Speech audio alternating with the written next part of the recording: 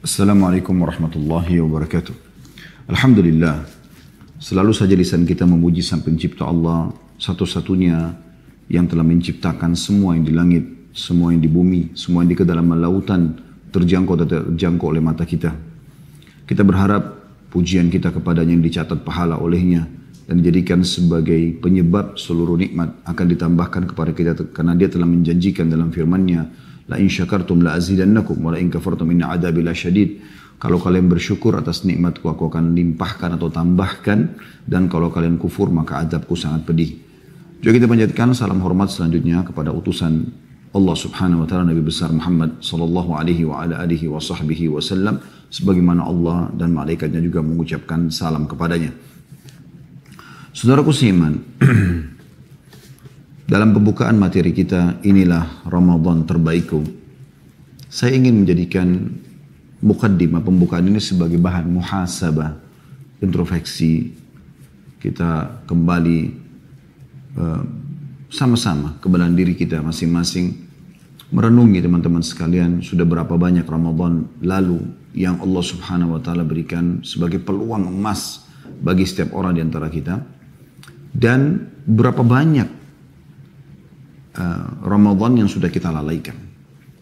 Terlalu banyak teman-teman sekalian kaum muslimin menghabiskan Ramadan mereka hanya karena ikut-ikutan, hanya karena lingkungannya puasa, keluarganya puasa, lembaga pendidikannya berpuasa atau memerintahkan puasa kepada siswa-siswi atau mahasiswa dan mahasiswinya, atau tempat kerjanya.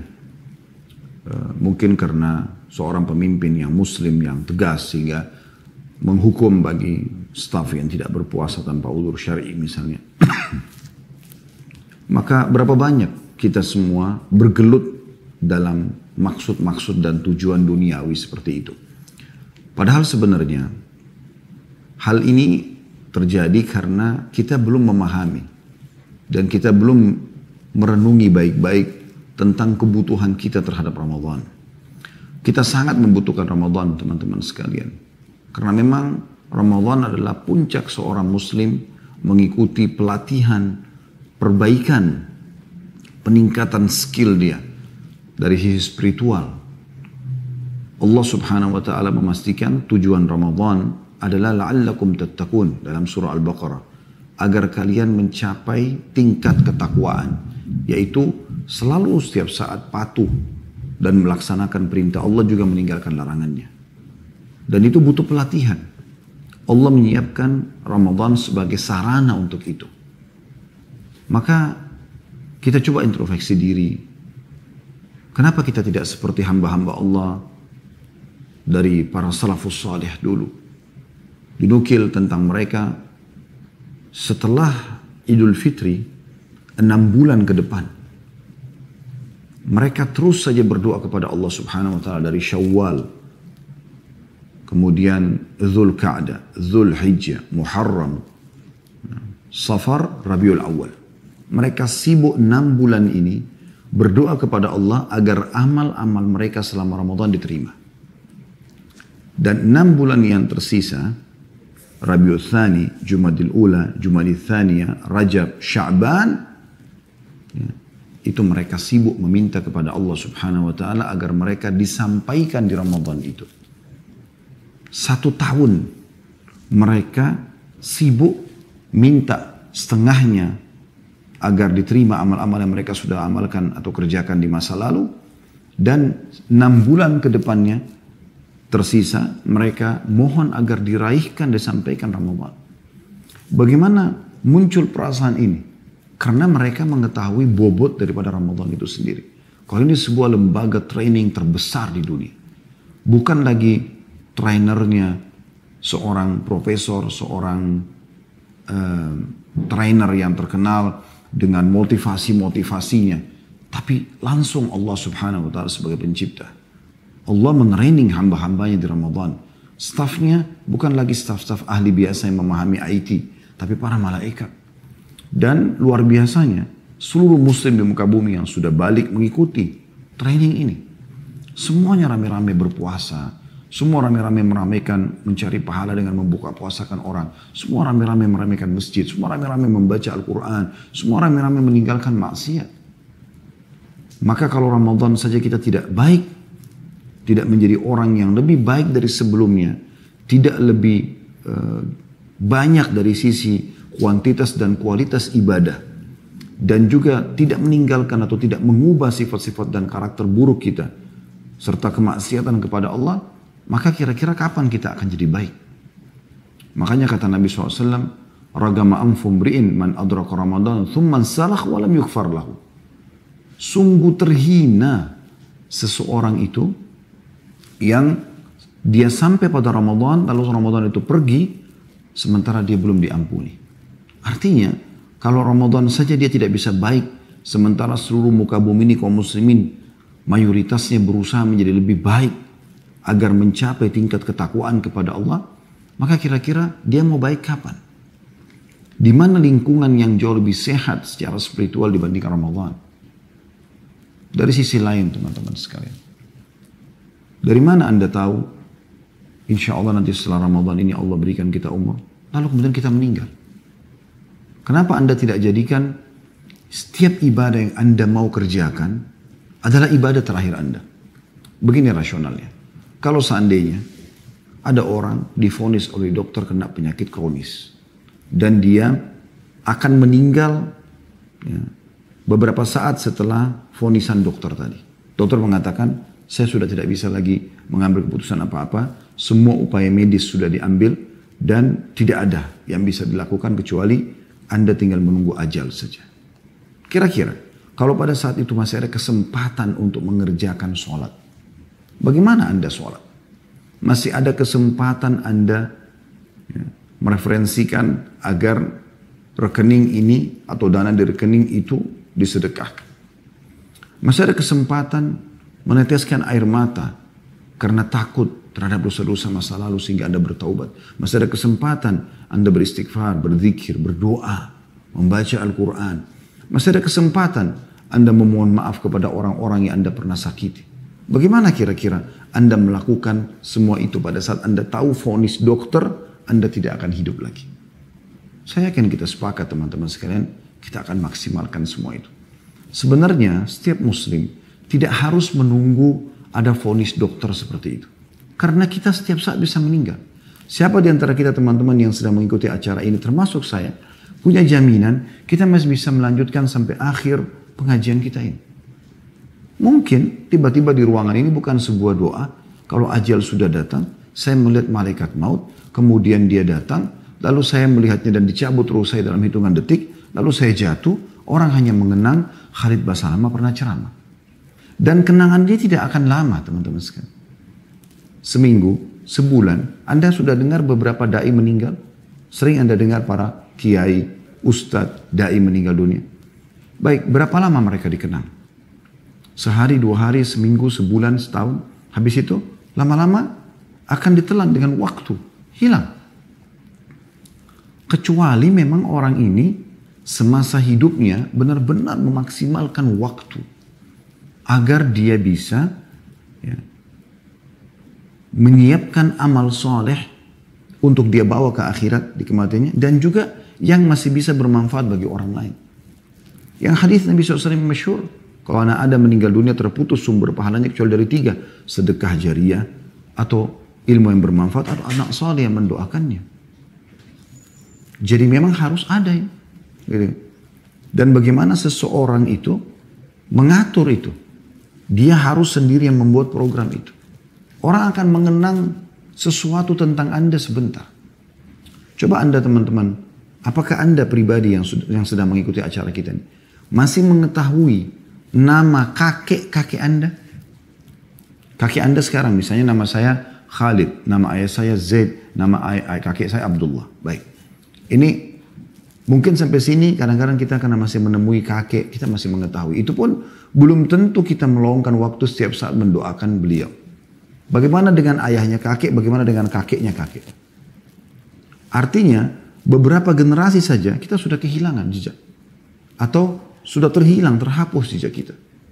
Siapa yang akan mengenang kita teman-teman sekalian?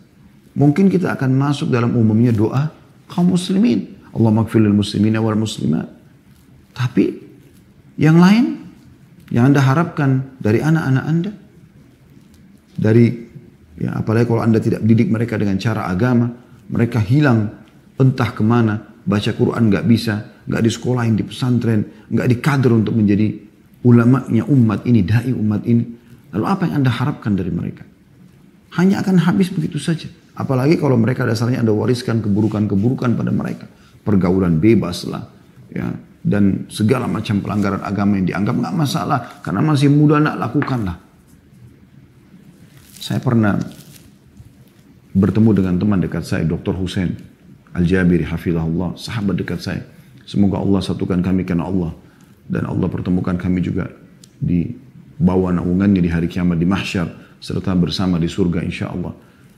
Orang ini menurut saya sangat soleh. Orang yang sebaya dengan saya Masya Allah. Kadang-kadang kami saling WA atau kalau ketemu di Madinah. Karena beliau tinggal di Madinah. Seringkali kami duduk bermuhasabah ngobrol. Kira-kira saling memberikan masukan. Satu waktu pernah saya sepakat sama dia setiap kali ngobrol. Coba kira-kira ada nasihat apa nih yang bisa diberikan kepada saya. Atau saya memberikan nasihat kepada dia. Dia mengatakan pada saya, Khalid coba kamu yang memulai. Entah kenapa subhanallah saya waktu itu mengucapkan kata-kata saya mengatakan ya akhi Hussein.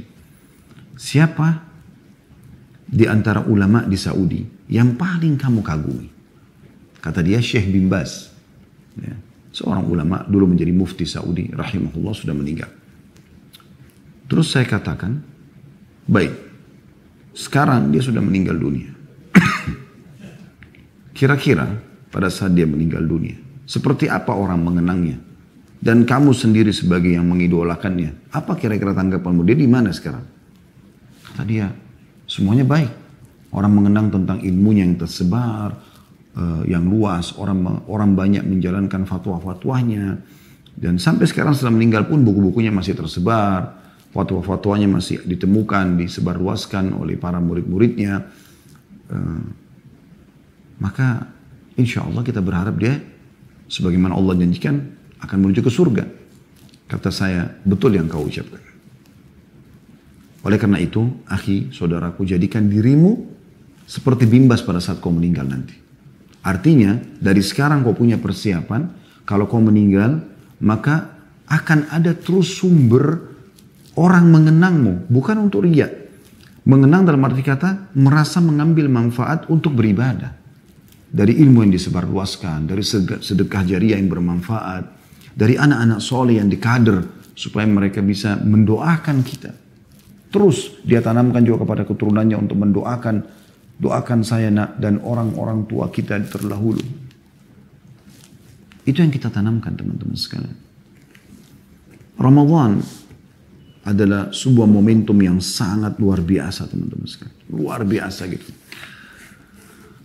Karena di dalamnya Allah subhanahu wa ta'ala menggabungkan dua ibadah nanti. Yang puncak, seluruh ibadah dikerjakan. Tapi dua ibadah ini sangat ditekankan. Yaitu puasa dan membaca Al-Quran. Karena kita tahu sama-sama teman-teman sekalian.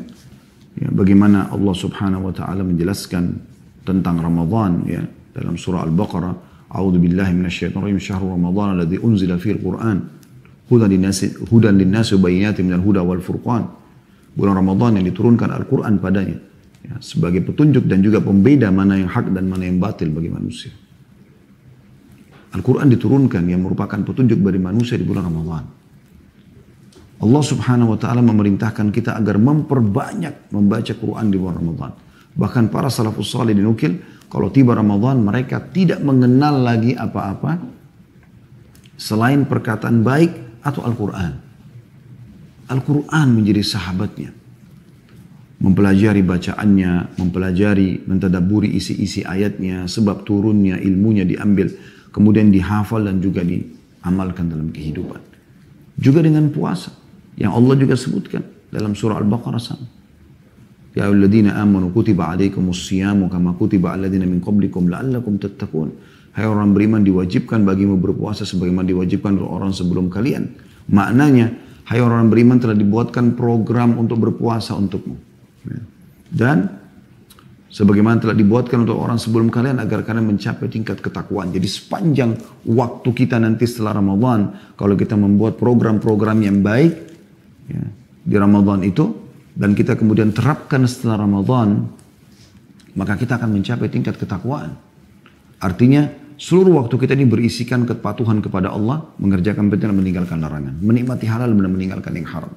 Dan itu puncak kenikmatan ibadah kepada Allah Subhanahu wa taala, menjadi target utama setiap orang muslim. Dua hal ini teman-teman sekalian disebutkan dalam sebuah hadis yang sahih.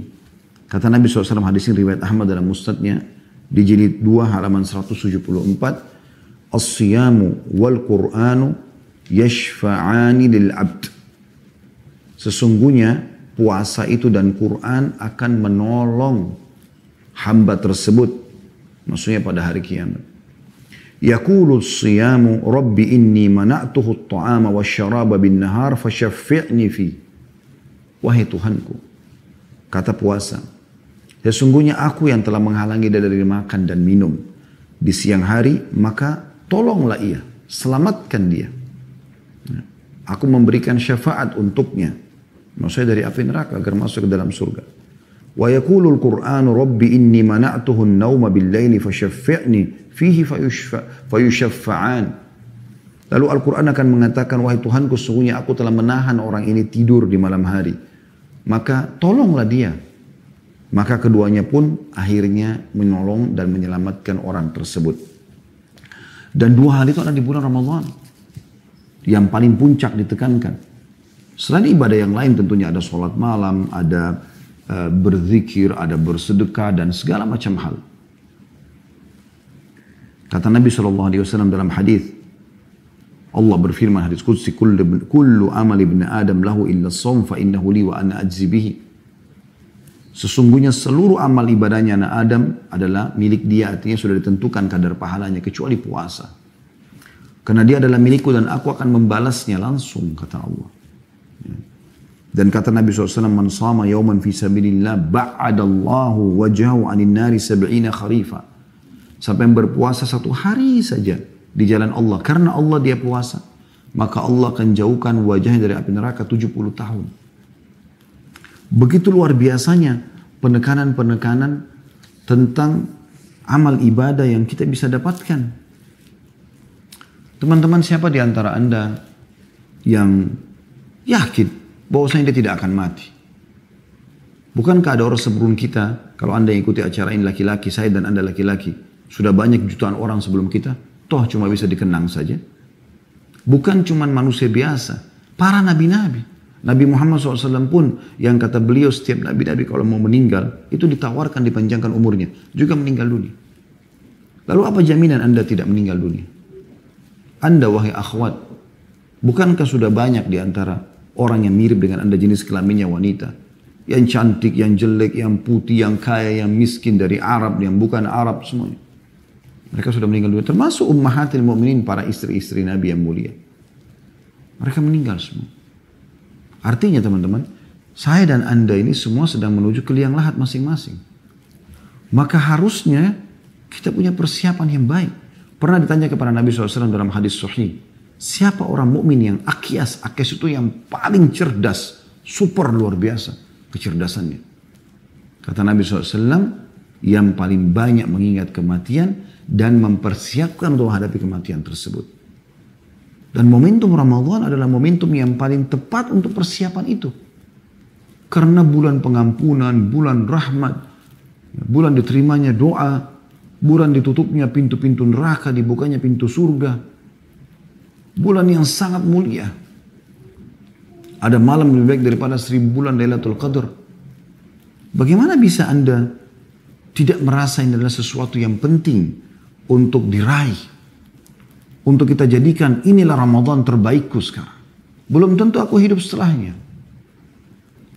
Lakukan yang terbaik di Ramadan yang akan datang ini insya Allah. Semoga Allah panjang umur kita dan kita meraihnya. Serta Ramadan-Ramadan yang banyak ke depan. Sesuatu yang Anda belum pernah kerjakan sebelumnya. Dalam arti kata, belum seperti itu dari sisi kualitasnya, ya, dari sisi kuantitasnya, gitu kan. Jadi belum pernah kita dapatkan.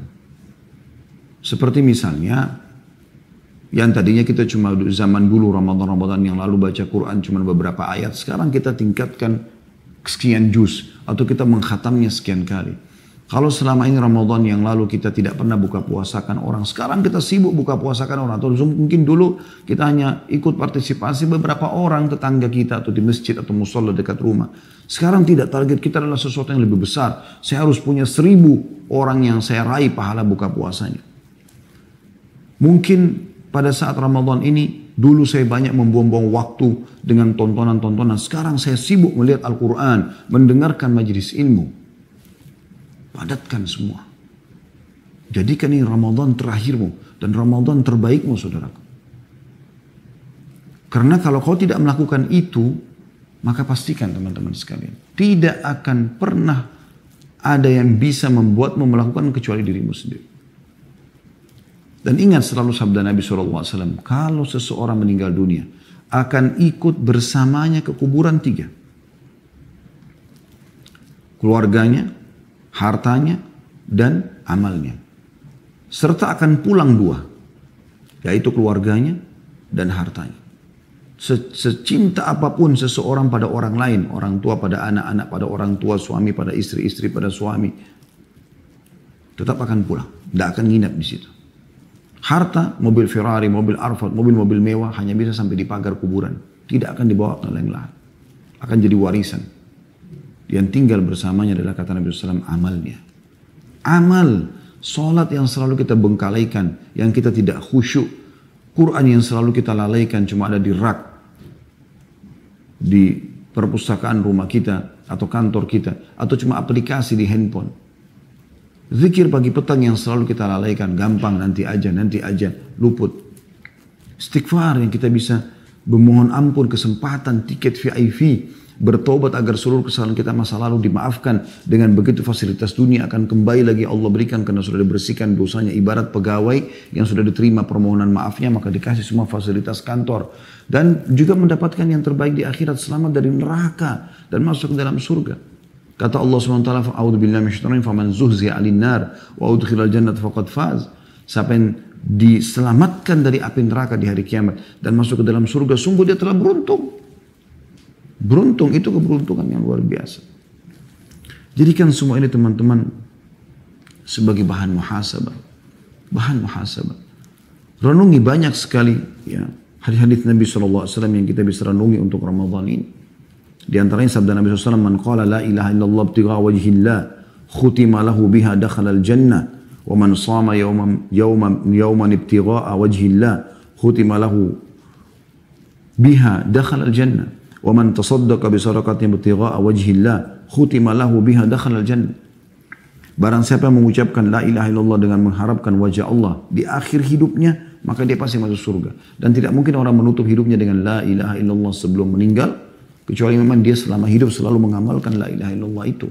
Dia renungi, dia betulkan jadikan sebagai prinsip hidupnya, tidak ada tempat bergantung, tidak ada mencintai, tidak ada membenci kecuali karena Allah. Dan kata Nabi SAW, barang siapa yang berpuasa sehari dengan mengharapkan wajah Allah di akhir kehidupannya, jadikan tadi ibadah terakhir Anda, maka ia masih masuk surga. Dijamin surga. Anda jadikan Ramadan ini adalah kesempatan terakhir Anda. Kesempatan emas. Kalau Allah masih kasih lagi bonus, Ramadan akan datang, kesempatan emas. Hari ini saja teman-teman, kesempatan emas Allah masih kasih Anda umur. Harus kita maksimalkan. Jangan sia-siakan azan yang dikumandangkan dan kita dengar untuk kita menjawab sholat tersebut. Jangan sia-siakan zikir pagi tadi, mungkin masih ada kesempatan Anda belum tiba asar, Anda selesaikan. Baca ayat-ayat Al-Quran, bersedekah sebelum telat. Bakti sama orang tua, jenguk orang sakit, bantu orang susah. Apa saja lakukan kebaikan yang nanti akan bermanfaat buat Anda. Yang terakhir kata Nabi SAW, barang siapa yang bersedekah, satu sedekah seraya mengharapkan wajah Allah, di akhir kehidupannya maka ia masuk surga. Dan ini tidak mungkin teman-teman terjadi kalau kita tidak membiasakan diri kita bersedekah, sehingga akhirnya Allah tutup hidup kita dengan perbuatan tersebut. Siapa yang terakhir dia amalnya bersedekah, masuk surga, dijamin. Hadis ini riwayat Ahmad dalam musnadnya jadi halaman 391 dan disahihkan oleh Syekh Albani dalam Sahih At-Targhib Tarhib nomor 985. Di Ramadan Anda bisa meraih salah satu pintu gerbang di surga.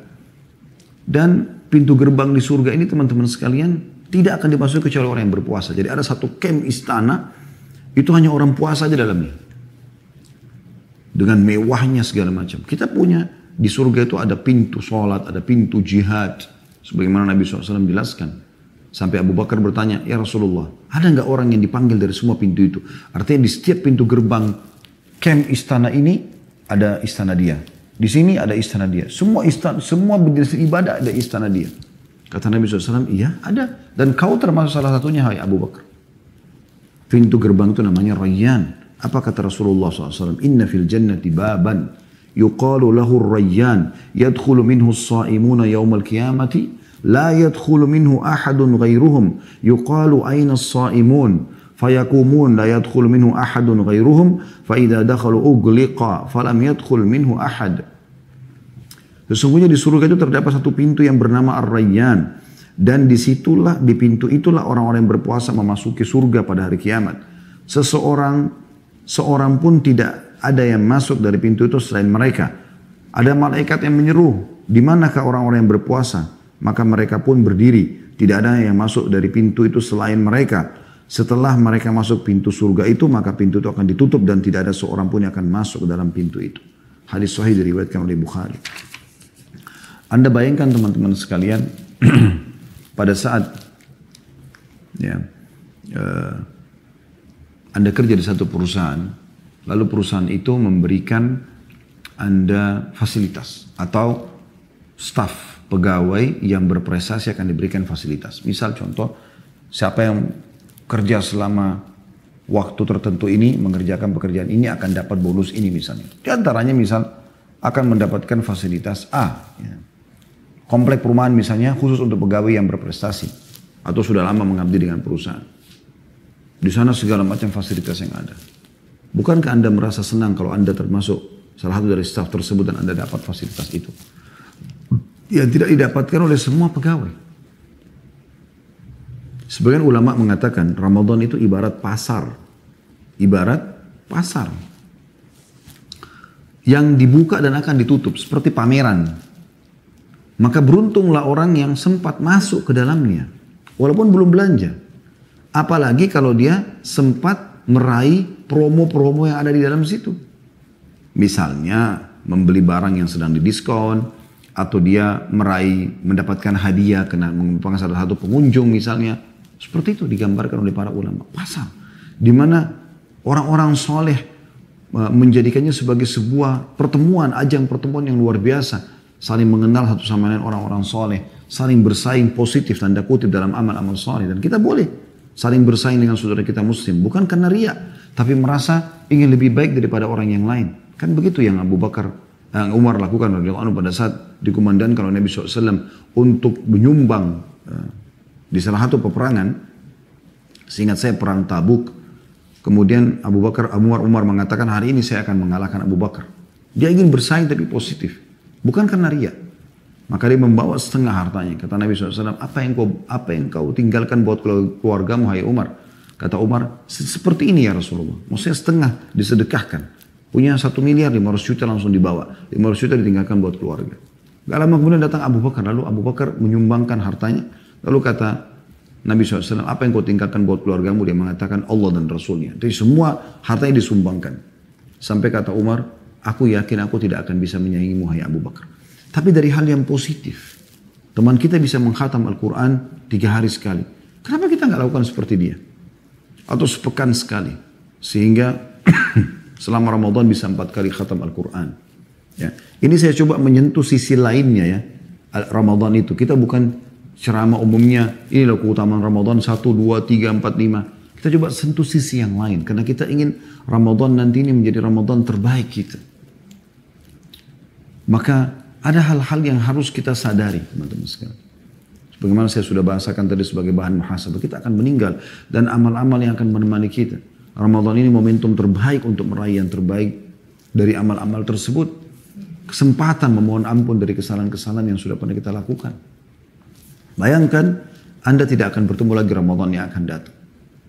Dan Nabi SAW pernah dalam sholat mengatakan begitu, atau setiap mau sholat ya, beliau sering mengucapkan, "Sallu sholatan muwadda'a." Sholatlah sholat perpisahan, kata Nabi SAW. Anggap setelah sholat ini kau akan mati. Di Ramadan teman-teman, kalau Anda lakukan puasanya karena iman, karena yakin ini perintah Allah, Anda rindu ingin mengerjakan puasa itu. Maaf. Anda juga kerjakan sholat malamnya, tarawih atau tahajudnya. Semuanya karena keimanan dan ingin meraih pahalanya. Apa kata Nabi SAW? Man shama ramadhana imanan wa ihtisaba, ghufira lahu ma taqaddama min dhanbi. Siapa yang berpuasa Ramadan karena keimanan, yakin perintah Allah dan mengharapkan pahalanya, dibersihkan dosa-dosanya yang lalu. Pembersihan dosa, pemutihan ini. Perusahaan Anda membuka kesempatan Januari, dari awal Januari sampai akhir Januari, siapapun yang punya utang di perusahaan akan diputihkan, siapa yang punya kesalahan tinggal ajukan permohonan maaf akan dimaafkan. Ada peningkatan jabatan, ya, level. Bagaimana Anda coba meraih kesempatan-kesempatan itu? Ramadan begitu, sangat mahal teman-teman sekalian. Andai saja orang-orang yang sudah meninggal diberikan kesempatan untuk milih, maka mereka akan milih Ramadan. Karena mereka sangat tahu luar biasa keutamaannya. Tentang sholat malamnya, ini semua hadis sahih riwayat Bukhari. Kata Nabi SAW, man qama ramadhana imanan wa ihtisaba, ghufira lahu ma taqaddama min dhanbi.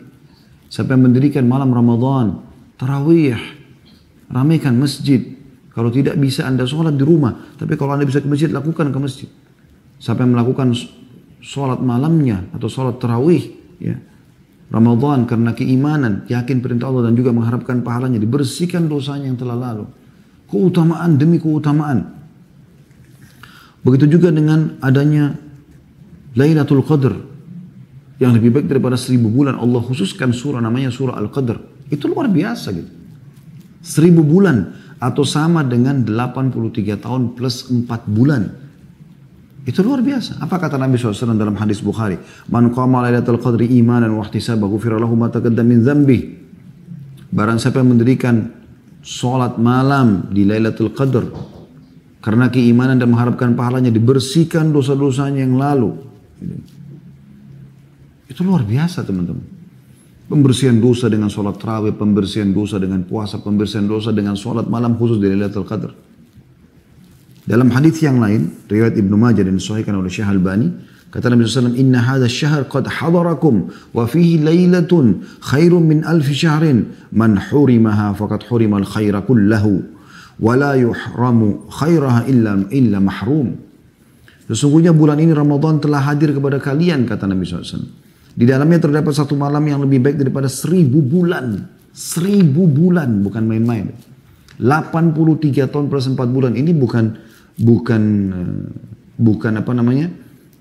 bukan hal yang ringan ya. Belum tentu umur kita sampai 83 tahun. Insya Allah mudah-mudahan lebih dari itu. Tapi kebanyakan orang, kata Nabi SAW, umur umatku hanya 60 sampai 70. Dan sedikit yang melebihi itu.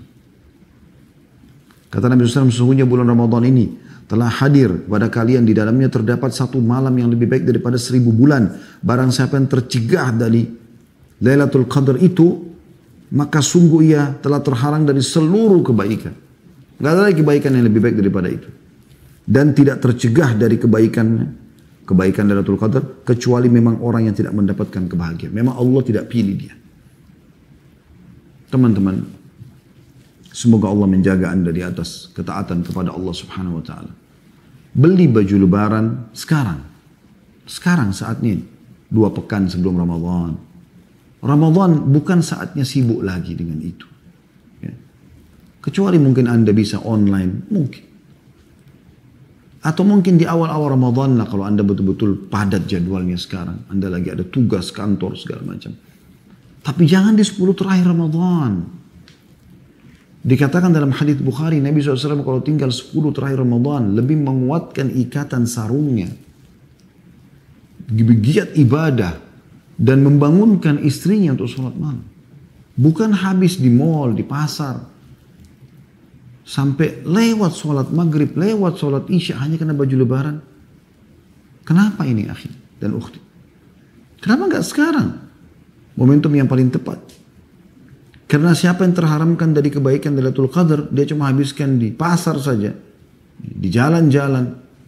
Sibuk dengan mencari satu kopiah baru, celana baru, sarung baru, baju baru. Yang dia bisa lakukan jauh sebelum itu. Maka dia terharamkan dari seluruh kebaikan. Anda kalau mengucapkan subhanallah pas Lailatul Qadar, pahalanya sama dengan mengucapkan subhanallah 1000 bulan atau 83 tahun plus 4 bulan.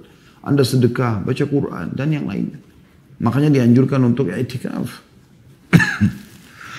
Mohon maaf, mengikat diri di masjid. Nggak keluar kecuali darurat. Bagi yang tidak mampu maka minimal jangan menyanyiakan sholat 5 waktunya di masjid. Ya. Ibadah yang baik teman-teman sekalian. Di Ramadan yang merupakan hal yang luar biasa adalah ada penyelamatan dari api neraka. Semoga Allah jadikan kita semua, saya dan Anda termasuk yang dibebaskan dari api neraka. Di Ramadan itu ada iklan resmi dari Allah Subhanahu wa taala, dihapuskan namanya dari api neraka.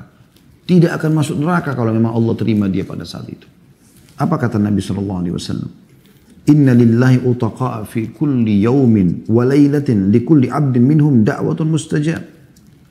Sesungguhnya Allah memiliki orang-orang yang dibebaskan dari api neraka di bulan Ramadan. Ya. Dan ada doa yang dikabulkan bagi hamba-hamba di antara mereka. Hadis ini riwayat Ahmad dan disahihkan oleh Syekh Al-Albani. Juga mirip dengan hadis itu ya. Kata Nabi SAW dalam hadis yang lain, ya, sesungguhnya setiap malam, sesungguhnya Allah memiliki hamba-hamba yang dibebaskan dari api neraka dan itu terjadi di setiap malam dari malam-malam Ramadan. Modalnya tinggal ibadah kepada Allah, merengek Allah kasih gitu. Di Ramadan teman-teman sekalian, momentum yang luar biasa karena syaitan yang jahat yang suka menyesatkan kita dibelenggu. Anda tahu belenggu itu apa? Diikat tangannya, diikat lehernya, diikat kakinya. Gak bisa buat apa-apa dia. Yang selama ini selalu membisikkan keburukan kepada kita, mereka menjadi lemah. Dalam sebuah riwayat dikatakan maradatul jin, jin-jin yang kaliber, penjahat. Masih ada yang menggoda, masih ada yang menggoda. Tapi yang jahat-jahat ini semua, yang memang menyesatkan orang banyak, itu diikat, dibelenggu. Mereka masih menggoda, ingat, karena kata Nabi SAW, mereka dibelenggu sehingga mereka tidak leluasa menggoda seleluasa di luar Ramadan. Artinya masih menggoda, tapi lemah. Saya sering kasih gambaran begini. Ibaratnya kita seperti sedang lomba lari. Ya. Dengan rival kita, tapi rival kita ini dibelenggu teman-teman. Diikat kakinya dua dengan rantai. Dan belenggu itu bukan cuma sekedar ikat ya. Ada besi yang menahan kakinya, kemudian dari situ ditarik rantai. Dibelenggu, diikat, nggak bisa buat apa-apa. Kedua kakinya, lehernya dan tangannya. Lalu Anda lawan dia, lari. Anda biar nggak usah lari, jalan santai aja. Jalan santai. Anda nggak usah pikirkan lagi kemaksiatan, ini lupain aja sudah. Anda buat ke amal soleh, zikir pagi petang, sholat duha. Nanti kan kita sebutkan dalam penutupan materi kita ini. Program yang Anda lakukan dalam keseharian supaya Ramadan ini menjadi lebih baik dari sebelumnya. Insya Allah. Maka kita walaupun jalan santai teman-teman, tetap kita menang. Tetap kita menang. Yang selalu saya ingatkan dan kita sayangkan sekali. Banyak sekali di antara muslimin. Setelah Ramadan dia mulai menekan dirinya dan tanda kutip memaksa dirinya ibadah. Sholat di masjid, tutup aurat, bersedekah, membaca Quran, berzikir, hadir di majelis ilmu. Banyak yang dia kerjakan. Begitu tiba Idul Fitri, subhanallah, lisannya mengatakan alhamdulillah, gembira. Bukan gembira karena dia siap menerapkan ilmu Ramadannya. Nah ini satu poin yang penting untuk digarisbawahi teman-teman sekalian. Tapi dia merasa alhamdulillah seakan-akan lepas dari penjara. Alhamdulillah sekarang tidak lagi baca Quran. Alhamdulillah tidak lagi berzikir. Alhamdulillah sudah boleh buka aurat. Alhamdulillah sudah boleh pacaran dan segala macam. Oh sudah segala macam. Jadi seakan-akan ibadah ditinggalkan Ramadan selesai. Padahal Anda sedang melewati lembaga training. Bodoh benar seseorang itu sudah ngikutin lembaga training gitu kan gratis lagi.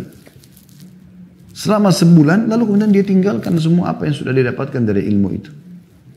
Syaitan yang tadinya dibelenggu, jaraknya 1 bulan dengan Anda. Setelah Idul Fitri, kalau Anda menjalankan aktivitas Ramadan saja biasa, syaitan baru dilepas belenggunya, jaraknya sebulan. Jauh sekali untuk mengejar Anda kembali. Ada sebagian orang yang sangat bodoh. Maaf saya bahasakan bodoh karena memang luar biasa.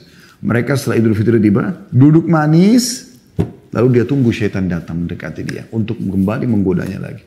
Meninggalkan semua totalitas ibadah. Bukankah perut Anda sudah terbiasa teman-teman dan tenggorokan Anda sudah terbiasa untuk lapar dan haus? Kenapa Anda tidak puasa sunnah setelah Ramadan? Kenapa Anda tidak kejar puasa 6 hari Syawal? Yang kata Nabi SAW, siapa yang berpuasa Ramadan sebulan penuh, lalu diikuti 6 hari, saya tambahkan kata ini, saja. 6 hari saja dari bulan Syawal, maka pahalanya sama dengan puasa setahun penuh. Kalau di perusahaan Anda, pimpinan Anda mengatakan siapa yang kerja Januari full 1 bulan, kemudian dia tambah lembur 6 hari saja di bulan Februari, gajinya 1 tahun. Bukankah pegawainya akan berlumba-lumba teman-teman sekalian karena tidak perlu kerja 1 tahun, tapi dapat gaji 1 tahun? Bonus, kenapa Anda tidak puasa? Ada orang kadang-kadang nyeletuk, ya cukuplah Ramadan kemarin. Subhanallah akhi dan ukhti, Anda sudah dilatih, sudah terbiasa. Sudah terbiasa sholat tarawih, agar terbiasa lihat masjid, sholat berjamaah. Sholat malam. Sholat yang luar biasa kata Nabi SAW. Afdalus sholati ba'da maktubah sholat al-qiyam. Sholat yang paling afdal setelah sholat 5 waktu adalah sholat tahajud. Lalu Anda tinggalkan. Anda terbiasa bangun sahur. Yang kata Nabi SAW, tasahharu fa inna fi sahuri barakah. Sahurlah karena di sahur itu ada berkah. Umumnya orang sahur itu sejam. Kalau ibu-ibu mungkin yang masak segala macam 2 jam sebelumnya dia bangun. Apakah Anda sadar itu adalah sepertiga malam terakhir? Yang kata Nabi SAW, Allah turun di langit bumi pada saat tertinggal sepertiga malam. Lalu menanyakan kepada para malaikatnya, adakah hambaku yang memohon? Aku penuhi permohonannya itu. Ada yang minta tolong, aku akan tolong dia. Ada yang meminta maaf, aku maafkan dia. Anda dilatih terbiasa sebulan. Lalu Anda tinggalkan. Kenapa ini? Gitu. Di Ramadan sedang ada pembebasan dari api neraka. Ada pendaftaran ke surga. Mohon maaf, ada pendaftaran ke surga. Terbuka teman-teman sekalian, jangan Anda menjadi orang yang seperti melewati sebuah kampus, ada tulisan pendaftaran. Anda mengatakan, saya mau kuliah di sini. Tapi Anda sendiri tidak pernah masuk mendaftar. Ada perusahaan iklankan di medsos, kalau zaman kita mungkin di medsos sekarang, penerimaan pegawai. Tapi Anda sendiri mengatakan saya mau kerja di perusahaan ini. Cuma tidak pernah Anda daftar, tidak pernah Anda penuhi syarat-syaratnya. Bagaimana bisa Anda jadi pegawai? Cuma menghayal. Apa kata Nabi SAW tentang Ramadan? Luar biasa ini. Idza dakhala Ramadan futihat abwabul jannah wa ghullikat abwabul jahannam wa sullilatis syayatin. Ya, saya ulangi. Idza dakhala Ramadan futihat abwabul jannah wa ghullikat abwabu jahannam wa sullilatis syayatin. Hadis ini sahih riwayat Bukhari. Apabila Ramadan telah masuk maka pintu-pintu surga dibuka. Dalam riwayat lain dibuka seluruhnya dan tidak ditutup satupun. Kesempatan minta surga. Kalau Allah sudah daftarkan Anda dan Anda daftarkan di Ramadan, insya Allah selamanya Anda akan jadi ahli surga. Anda sudah tahu Ramadan kan dilatih orang untuk menjadi orang yang bertakwa. Berarti Anda tinggal terapkan setelah Ramadan, Anda akan menjadi orang yang ahli surga insya Allah. Dan ditutup semua pintu neraka. Nggak ada peluang masuk ke neraka. Karena semua orang jadi baik pada saat itu. Kalau masih ada orang yang mau berzina di Ramadan, masih mau khamar, kenapa? Gitu. Itu semua keburukan. Efek-efeknya buruk dalam kehidupan. Dosa-dosa ini menghilangkan fasilitas. Minimal mengurangi. Dan bisa hukuman-hukuman Allah datang kepada dia. Penyakit lah, cobaan dalam rumah tangganya lah, anaknya nakal lah, segala macam. Karena dosa yang dia lakukan.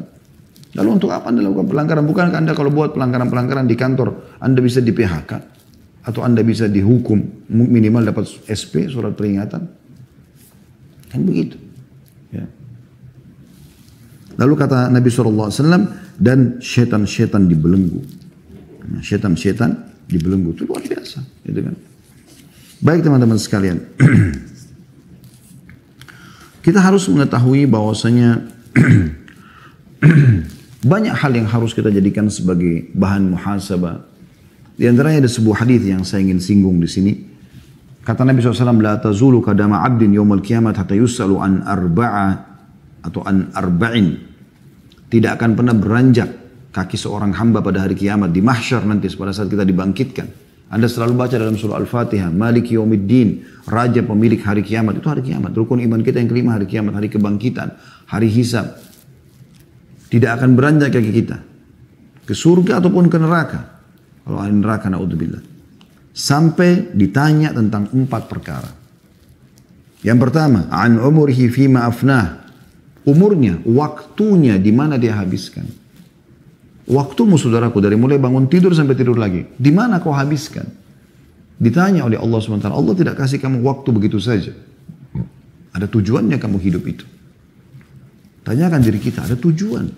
Kita lahir di muka bumi ini, apakah begini saja? Mata bisa melihat, telinga bisa mendengar, tangan bisa menjamah, kaki bisa melangkah.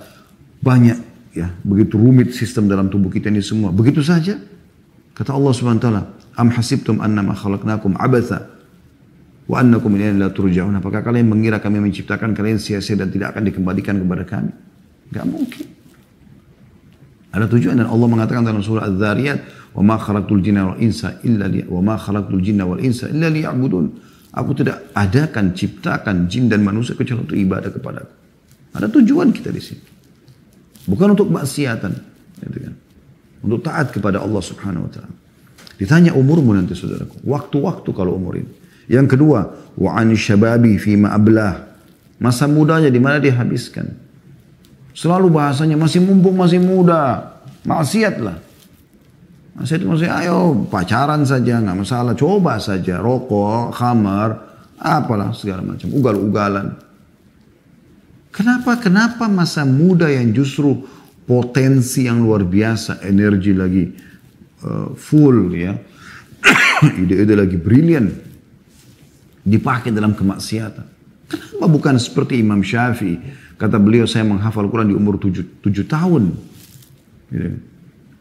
Seperti Imam Ahmad yang menghafal Quran 10 tahun atau 12 tahun. Kenapa nggak seperti itu?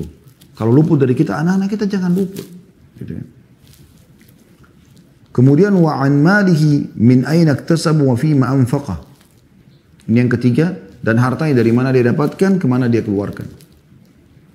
Nah, ini akan ditanya oleh Allah SWT. Dari mana sumbermu dan kemana kau keluarkan. Gitu. Jadi harus sumbernya halal, keluar kepada halal. Semua akan dihisab oleh Allah SWT. Sampai sebagian salaf kalau makan makanan sambil meneteskan air mata dia mengatakan wala tus'aluna. Kalian akan ditanya ini. Ya, tentang nikmat-nikmat ini. Pasti akan ditanya. Sambil mereka meneteskan air mata. Minum air sambil mereka meneteskan air mata. Semua akan ditanya. Dan dalam sebuah riwayat dikatakan air dingin pun yang akan diminum akan ditanya oleh Allah SWT pada hari kiamat. Dan yang terakhir wa an ilmi madza amila fihi. Dan tentang ilmunya. Ya. Dia amalkan nggak ilmu itu? Yang sudah dia belajar tentang hukum-hukum agama segala macam. Ya. Baik teman-teman, sekarang kita tutup dengan coba kita sebutkan program-program harian yang bisa Anda lakukan gitu kan. Mulai dari bangun tidur. Tentu di Ramadan, insya Allah di awal Ramadan nanti jangan luput dari sahur. Bangun, baca zikir. Bangun tidur, ya banyak sekali doa-doa yang mulia, di antaranya sabda Nabi SAW ini jangan pernah luput teman-teman. Man ta'arra minal lail, siapa yang terkaget pada malam hari, bangun atau dia kaget lalu dia tidur lagi pun, pada saat dia terbangun itu, dia membaca la ilaha illallah wahdahu la syarikalah, lahul mulku wa lahul hamdu wa huwa ala kulli syai'in qadir. Subhanallah walhamdulillah wa la ilaha illallah wallahu akbar wa la hawla wa la quwwata illa billahil aliyil azim. 3 zikir ini. La ilaha illallah wahdahu la syarika lah, lahul mulku wa lahul hamdu wa huwa ala kulli syai'in qadir. Ini Anda sudah hafal tentunya.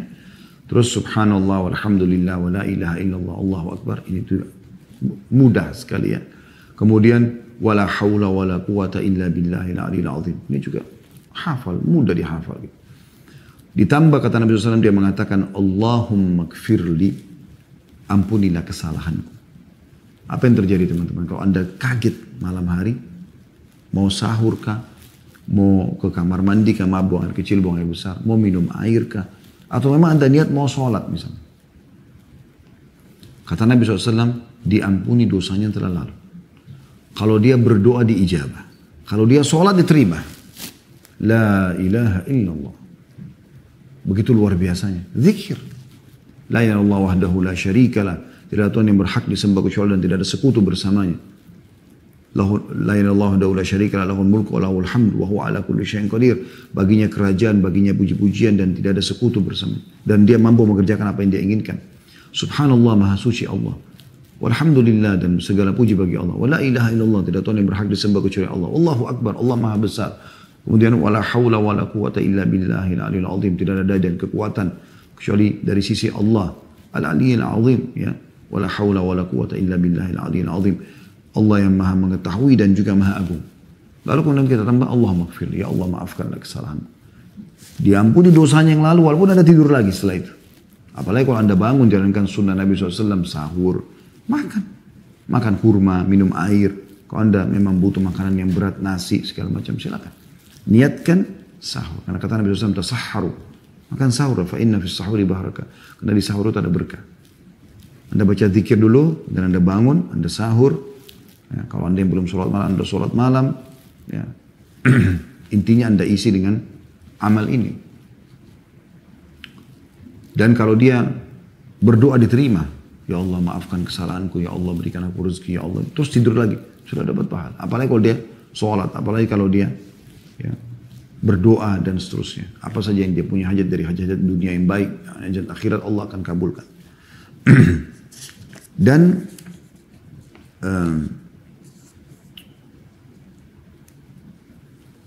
setelah sahur, teman-teman sekalian, dan ingat sahur itu bukan ajang balas dendam, ya, tapi ajang untuk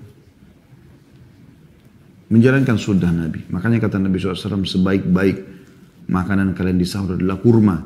Sebaik-baik makanan kalian pada saat buka puasa adalah kurma. Kurma ringan.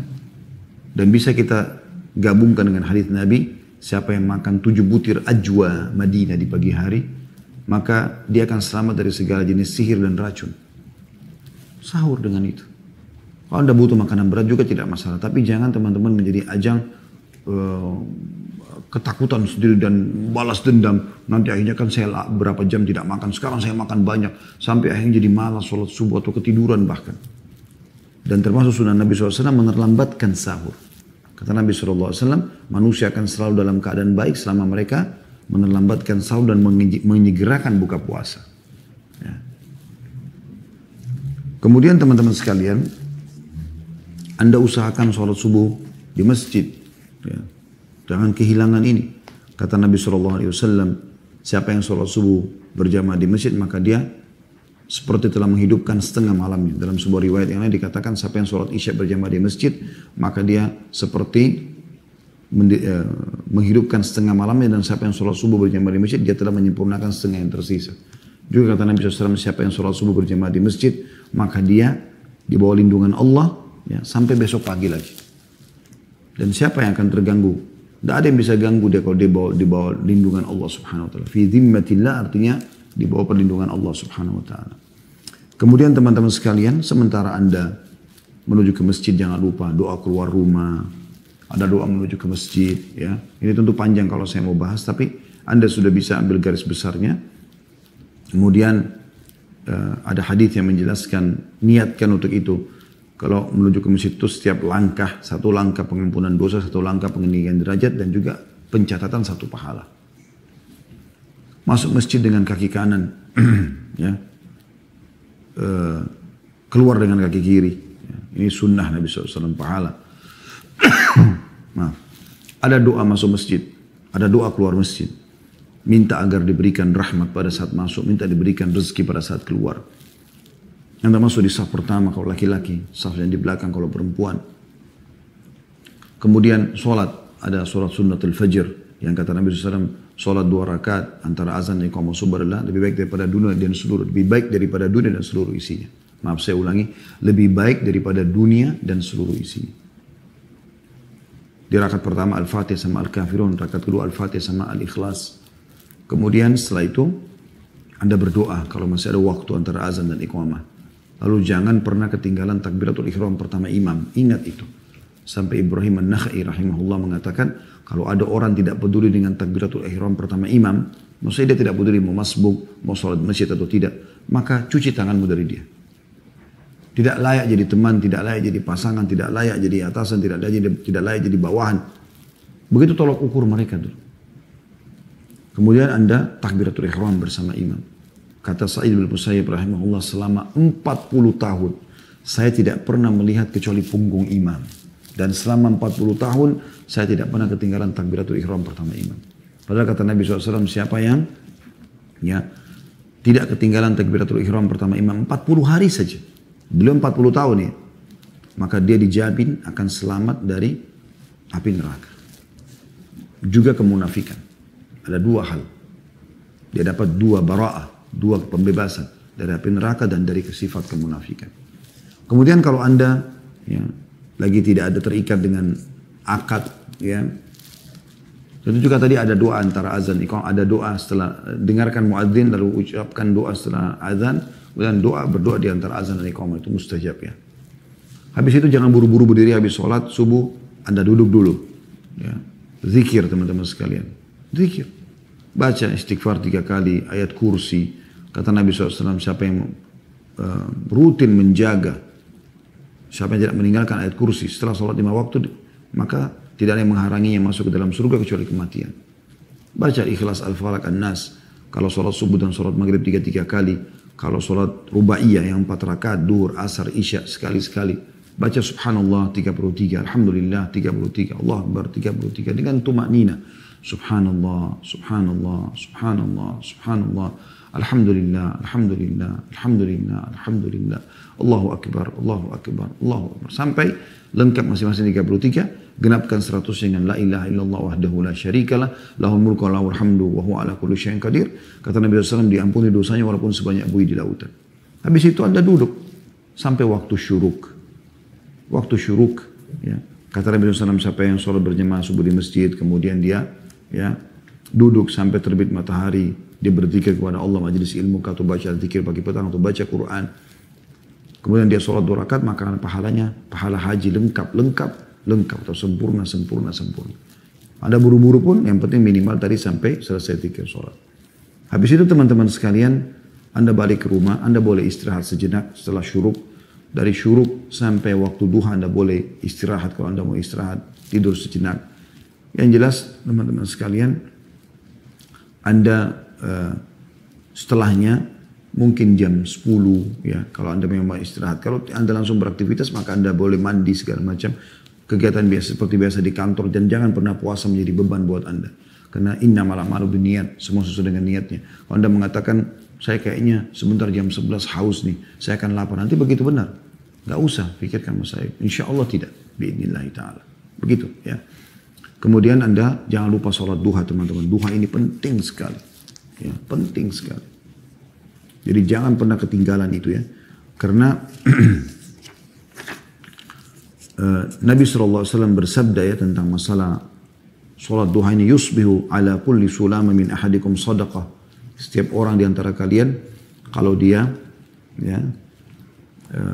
tiba di pagi hari maka dia harus bersedekah untuk setiap sendihnya. Fakullu tasbihatin sadaqah, setiap ucapan tasbih dihitung 1 sedekah. Wa kullu tahmidatin sadaqah, dan setiap pujian kepada Allah alhamdulillah adalah sedekah. Wa kullu tahlilatin sadaqah, setiap ucapan la ilaha illallah adalah sedekah. Wa kullu takbiratin sadaqah, setiap takbir Allah Akbar sedekah. Wa amrun bil ma'ruf sadaqah, menyuruh pada kebaikan dihitung sedekah. Wa nahyun anil munkari sadaqah, dan melarang kemungkaran juga sedekah. Wa yujzi'u min dzalika rak'atani yarka'huma min ad-duha, dan semua itu bisa terbayarkan sedekah untuk 360 sendi ya, itu dengan 2 rakaat sholat duha. Hadis ini sahih riwayat Muslim. Ya. Jadi ini luar biasa. Setelah itu kalau Anda beraktivitas ya, mau ke kantor misalnya, Anda setelah syuruk, Anda pulang ke rumah, Anda siap-siap mandi segala macam. Kalau sudah masuk waktu jam 7:30 ya, kita sekarang sebelum ke kantor, Anda bisa sholat duha, kerjakan sholat duha tersebut. Ibu-ibu juga sholat duha sebelum aktivitas yang lain, kecuali suami butuh dilayanin pakaiannya segala macam, selesaikan dulu, gitu kan. Kemudian Anda mulai sholat duha. Jangan pernah tinggalkan sholat duha ini. Kemudian bagi teman-teman yang keluar mencari rezeki, itu pahalanya besar sekali. Ya, pahalanya besar sekali. Kata Nabi SAW, ma'akala ahadun ta'aman qatun khairu min an ya'kula min amali yadih. Ketahuilah tidak ada sesuatu yang lebih baik bagi seseorang yang dia makan kecuali dari hasil tangannya sendiri. Ya. Dan dalam riwayat lain, siapa yang keluar mencari rezeki ikhlas karena Allah, maka dia seperti jihad di jalan Allah. Anda laki-laki keluar cari beraktivitas, bekerja biasa saja, jangan terbebani dengan puasa. Puasa adalah sebuah ibadah pembersihan dosa, pelatihan, bahkan itu masa pengobatan, terapi pengobatan tanda kutip ya. Terapi pengobatan itu. Karena Anda ibarat badan kita ini seperti mobil ya. Selama 11 bulan ya, dari Syawal sampai ke Sya'ban, Anda pakai makan, minum, pedas, dingin, ya segala macam, banyak, sedikit Anda makan. Sekarang 1 bulan diservis, makan, dikontrol makan dan minumnya. Ya. Ini hal mendasar juga harus difahami. Jadi bukan bulan penyiksaan teman-teman. Tapi bulan justru servis. Makanya Anda setelah Idul Fitri, Anda biasa rasakan, pada saat hari pertama Idul Fitri kan kita biasanya tidak pernah makan pagi, gak pernah makan siang. Tiba-tiba kita silaturahim ke rumah keluarga, makan ketupat, makan buras, makan segala macam. Kita kan rasanya makan sedikit sudah kenyang. Karena memang badan kita ini, perut kita kayak sudah habis di servis. Jadi sudah kembali lagi normal. Jangan dirusak. Kemudian teman-teman, Anda juga tetap walaupun bekerja di kantor, jangan luputkan majelis ilmu. Sambil bekerja kalau Anda bisa dengarkan ceramah, jangan sia-siakan di medsos. Ya. Ibu-ibu di rumah sambil masak, nyapu, bersih-bersih rumah, nyuci. Putar radio, putar ceramah di medsos, di YouTube, dengarin ceramah. Sepanjang Anda beraktivitas ceramah terus, ya. Semoga saja kita berharap kita termasuk orang-orang yang ikhlas dalam menuntut ilmu, ya. Karena kata Nabi SAW, man salaka tariqan yaltamisu fi ilman sahalallahu lahu bihi tariqan ilal jannah. Siapa yang menuntut ilmu, ya, menempuh jalan menuntut ilmu, ya, tadi dia gunakan waktu-waktunya untuk menuntut ilmu walaupun dengan mendengar, maka Allah akan mudahkan baginya jalan menuju ke surga. Ya. Sampai tiba waktu duhur, Anda jangan sia-siakan. Ingat, beberapa menit sebelum azan duhur Anda sudah siap-siap. Usahakan Anda laki-laki di saf pertama masjid. Anda perempuan sudah siap di sejadah dan mukena Anda. Sebelum azan berapa menit. Begitu azan Anda dengarkan muadzin. Jawab muadzinnya. Kata Nabi SAW, kalau kalian dengarkan muadzin ucapkan seperti apa yang diucapkan. Lalu bacalah salawat kepadaku. Ya. Kemudian kita baca doa azan Allahumma rabbah da'wati tamma sampai akhir. Setelah itu kita jangan lupa sholat 4 rakaat sebelum duhur. Karena ini masuk dalam 12 rakaat sehari semalam yang harusnya dijaga. Namanya sunnah, diistilahkan dengan sunnah rawatib. Kata Nabi SAW sampai menjaga 12 rakaat sehari semalam, Allah akan bangunkan baginya istana di surga. 12 rakaat itu 2 rakaat ya, antara azan dan iqamah subuh, sunnatul fajr. Lalu kemudian 4 rakaat sesudah duhur, sudah 6 ya. Kemudian 2 rakaat sesudah duhur, sudah 8. 2 rakaat sesudah maghrib, 10. 2 rakaat sesudah isya, 12. Ya. Tentu ada sunnah-sunnah yang lain, tapi ini namanya sunnah rawatib.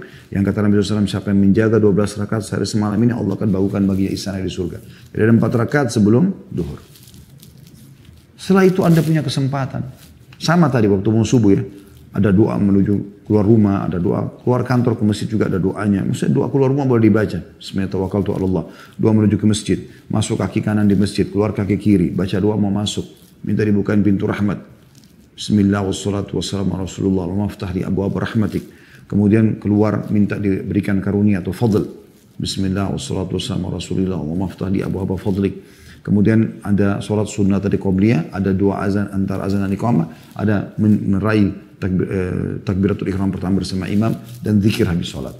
Habis sholat duhur, Anda usahakan awal waktu ya sholat itu, dan Anda sholat sunnah ba'diyah.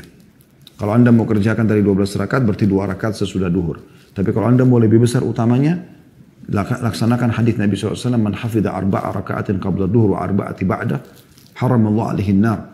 Siapa yang menjaga 4 rakaat sebelum duhur dan 4 rakaat sudah duhur, maka Allah akan haramkan baginya api neraka. Jadi Anda bisa menggabungkan 2 buah hadis. Hadis tentang 12 rakaat sehari semalam dengan hadis tentang pengharaman dari api neraka. Tinggal tambah 2 rakaat lagi setelah duhur. Jadi 4 rakaat sebelum duhur dan 4 rakaat sudah duhur. Habis itu Anda kembali kepada aktivitas biasa. Anda bisa kembali ke kantor bagian kerja. Anda juga di rumah, kalau lagi di rumah Anda bisa. Atau Anda misalnya kerja di rumah. Kalau Anda terikat dengan akad, Anda harus selesaikan akad itu kerja. Jangan sampai Anda kena kerja di rumah tapi Anda akhirnya lalai di rumah. Nggak boleh. Anda punya akad. Karena kata Nabi SAW, al-muslimun ala syurutihim. Orang muslim sesuai dengan syaratnya. Ibu-ibu, Anda beraktivitas yang urus anak segala macam. Tapi kalau memang ada waktu lowong, Anda mau kailula namanya. Istirahat siang boleh. Nabi SAW berkailula. Dan memerintahkan umatnya untuk kailula kalau memang bisa. Istirahat siang. Kemudian jangan luput, ingat sebelum asar. Siap-siap ke masjid. Seperti tadi sama, doa keluar menuju masjid. Doa keluar rumah, doa menuju masjid. Ya. Kaki kanan masuk masjid, kaki kiri keluar masjid, doa masuk masjid, doa keluar masjid. Salat qobliyah asar yang kata Nabi SAW, man hafidha arba rahimallahu amrin shalla arba'a raka'atin qabla al-asr atau kama qala Nabi SAW, artinya atau rahimallahu amra'an shalla qabla al-asri arba'an shalla qabla al-asri arba'an. Lafadznya tepatnya seperti itu. Kata Nabi SAW, semoga Allah merahmati seorang yang salat 4 rakaat sebelum asar. Dan hadis ini diriwayatkan oleh Abu Dawud. Lalu kemudian Anda sholat berjamaah. Kalau masih ada waktu, Anda doa antara azan dan iqamah. Kemudian Anda mulai ya sholat asar. Habis itu zikir habis asar. Habis itu jangan lupa, tadi juga lupa saya sampaikan, habis zikir di pagi hari tadi subuh, jangan lupa zikir pagi. Habis asar juga jangan lupa zikir sore tentunya.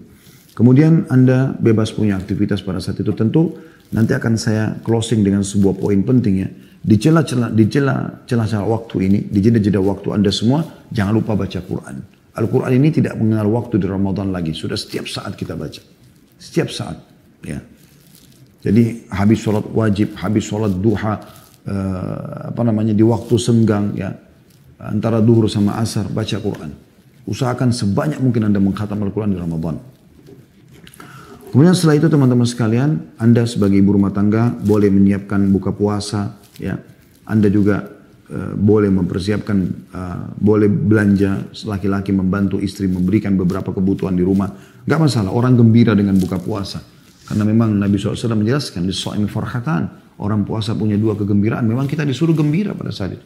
Farhatun inda fitri, bergembira pada saat buka puasa. Karena memang hilang haus kita, ya. Hilang dahaga kita, hilang lapar kita. Tapi memang kita sunnahnya pada saat buka puasa teman-teman sekalian, jangan ajang balas dendam sebagaimana saya katakan tadi. Bukan ajang balas dendam. Oh tadi ini saya nggak makan berapa jam, sekarang makan. Sunnah Nabi SAW akhi dan ukhti, buka puasa, makan kurma dulu. Yang paling bagus rutab. Rutab adalah kurma basah ya. Itu yang Nabi SAW lakukan. Kalau tidak kurma apa saja. Makan kurma, kemudian minum air putih, lalu Anda sholat maghrib dulu. Kemudian setelah Nabi SAW mengatakan, siapa yang berbuka puasa dengan beberapa butir kurma. Kalau dia tidak temukan baru dengan air. Jadi memang sunnahnya, walaupun Anda haus, makan kurma dulu. 1 butir, kemudian Anda minum air. Sunnah Nabi SAW, seperti itu kurang lebih urutannya ya, kalau dalam hadis. Setelah itu, jangan lupa baca doa. Tentu bismillah awalnya. Setelah Anda makan dan minum, Anda baca doa. Dhahabal dhama, telah hilang rasa haus. Wabtalatil uruq, telah basah kembali urat-urat. Wa thabatal ajru insyaallah. Semoga ini dicatat pahala sempurna oleh Allah dengan izinnya. Setelah itu Anda sholat maghrib dulu. Jangan lupa. Sama tadi. Doa menuju ke masjid. Ya, doa keluar rumah. Masuk kaki kanan masjid. Keluar kaki kiri. Baca doanya. Masuk dan keluar ada doanya. Sholat qobliyah maghrib. Kemudian kata Nabi SAW. Antara azan dan iqamah ada sholat. Gitu kan. Kemudian berdoa kalau masih ada waktu. Kalau sudah tidak ada waktu Anda sholat berjamaah. Ingat awal waktu. Ini untuk menjadi Ramadan yang terbaik kita bicara. Awal waktu, Imam Allah Akbar, kita sudah Allah Akbar juga. Kemudian setelah itu Anda zikir habis sholat. Kemudian antara maghrib isya, yang paling baik tentu Anda nunggu. Ya, sampai isya, kalau Anda belum lapar, tapi kalau Anda mau pulang makan silakan. Anda boleh makan di situ, bergembiralah dengan buka puasa itu. Ya, dan kegembiraan ini akan disempurnakan dengan kegembiraan yang kedua, yaitu kata Nabi SAW, farhatun inda liqa'i rabbi, dan gembira pada saat dia bertemu dengan Tuhannya karena balasannya sangat memuaskan dia. Kemudian teman-teman sekalian, setelah itu jangan lupa sholat isya ke masjid sebelumnya, sebelum azan. Sama tadi, doa keluar rumah, doa menuju ke masjid, kaki kanan masuk masjid, kaki kiri keluar, baca doa masuk, doa keluar, sholat qobliyah, berdoa, qobliyah isya. Karena kata Nabi SAW antara azan dan iqamah ada sholat. Kemudian Anda berdoa, Anda sholat pertama, takbiratul ihram pertama imam Anda sudah ikut. Habis itu zikir habis sholat, lalu ikutlah sholat tarawih. Dan sholat tarawih ini usahakan teman-teman sekalian mengikuti imam. Mengikuti imam. Karena kata Nabi SAW, "Idza shallama imam hatta yansarib, husiba lahu qiyamu lailah." Barang siapa yang sholat tarawih bersama imam hingga imam selesai, maka dianggap atau dicatat melakukan sholat semalam suntuk. Ya. Hadis ini riwayat Abu Daud dan disahihkan oleh Syekh Albani. Kemudian teman-teman sekalian, setelah sholat tarawih Anda pulang, baca Al-Quran sebelum tidur, dengarkan ilmu. Ya, mungkin ada acara live, ya teman-teman para dai-dai kita. Dan usahakan jangan begadang. Tidur cepat. Kemudian kembali lagi Anda bangun di sepertiga malam untuk baca doa tadi yang sudah kita sebutkan pada saat bangun, Anda sahur. Ya. Kemudian beraktivitas seperti apa yang sudah kita sebutkan tadi. Kemudian teman-teman sekalian, ada hal yang kita, atau bahasa saya ini adalah bonus sebenarnya. Bonus. Dari semua aktivitas yang tadi kita sebutkan itu teman-teman, pahalanya kepada Anda pribadi kan. Sekarang saya ingin tanya, apakah Anda mau mendapatkan pahala ekstra dari semua apa yang Anda lakukan itu? Misal Anda sholat, tapi Anda dapat juga pahala sholat yang lain. Anda puasa, Anda dapat pahala puasa yang lain. Anda baca Quran, Anda dapat pahala Quran, baca Quran yang lain. Anda zikir, dapat pahala zikir yang lain. Apa Anda mau semua itu? Jawabannya itu iya. Ya, bagi orang beriman tentu dia mau. Bagaimana caranya? Usahakan akhi dan ukhti Anda punya andil di masjid itu. Misalnya masjid lagi renovasi, Anda ikut menyumbang. Karena kalau orang sholat di situ Anda akan panen pahalanya. Maka Anda hadir di situ sholat subuh, duhur, asar, maghrib, isya. Semua juga orang yang sholat Anda panen pahalanya. Karena Anda nyumbang walaupun cuma Rp1.000. Nyumbang buat masjid. Kemudian Anda puasa. Anda dapat juga pahala puasa orang. Kata Nabi SAW. Mohon maaf, siapa yang membuka puasa kan orang lain, maka dia akan dapat pahala seperti orang yang berpuasa tersebut tanpa dikurangi sedikit pun.